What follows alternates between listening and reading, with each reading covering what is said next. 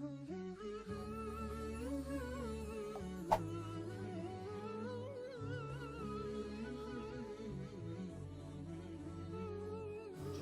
الله الرحمن الرحيم. الحمد لله رب العالمين، والصلاة والسلام الأتمان الأكملان على النبي الأمي الأمين وعلى آله وصحبه وسلم تسليما كثيرا إلى يوم الدين. أحبتي الكرام، لا يخفى على شريف علمكم ما في رمضان من فضائل ومنن ربانية على عباده المؤمنين في هذا الشهر المبارك، ومن ذلك ليلة القدر، هذه الليلة العظيمة التي امتن الله عز وجل على عباده فيها، التي قال الله فيها: خير من 1000 شهر، خير من 83 عاما و4 أشهر.